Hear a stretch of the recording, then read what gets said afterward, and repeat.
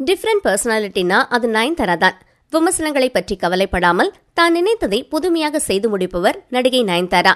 Cinema பின்புலம் இல்லாமல் முழுக்க முழுக்க தனது கடும் உழைப்பால் நம்பர் 1 நடிகையாக உயர்ந்தவர் நயன்தாரா.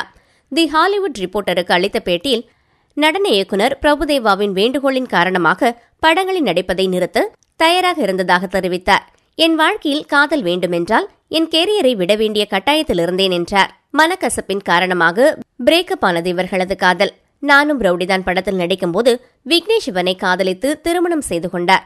சமீபத்தில் வெளியான நயன்தாராவின் ஆவணப்படம் பல சிக்கல்களை ஏற்படுத்தியது. அன்றைக்கு ஆரம்பித்த பிரச்சினை இன்றும் தொடர்ந்த வண்ணம் இருக்க, பேட்டியில் விக்னேஷ் சிவனை கலாய்த்து வரும் ட்ரோல்களை பற்றி கேட்க, என்னை திருமணம் செய்து கொண்டதால் அவர் பல இன்னல்களுக்கு ஆளாகிறார். அவரை பற்றி வரும் ட்ரோல்களை பார்க்கும்போது எனக்கு வருத்தமாக இருக்கிறது. சில நேரங்களில் நாங்கள் ஒன்றாக இல்லாமல் இருந்திருந்தால் நன்றாக இருக்குமே என்று நினைக்கின்றேன். எனக்கு எப்போதுமே இந்த குற்ற உணர்வு இருந்து கொண்டே இருக்கிறது. அவரை இந்த உறவுக்குள் அழைத்தது நான். இல்லை என்றால் அவருக்கென்று ஒரு பெயர் இருந்திருக்கும். அவர் நல்ல மனிதர். அவரைப் போல என்னால் இருக்க முடியுமா என்று தெரியவில்லை.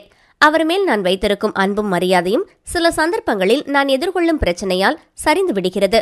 வாழ்க்கையில் வெற்றி பெற்றவர்கள் தமக்கு சமமான வெற்றியாளர்களை மட்டுமே திருமணம் செய்து கொள்ள வேண்டும் என்று நாம் அனைவரும் நினைக்கின்றோம். ஆனால் எங்கள் உறவு அப்படியல்ல. நிபந்தனையற்ற உறவு, தியாகங்கள் மற்றும் சமரசங்கள் இல்லை.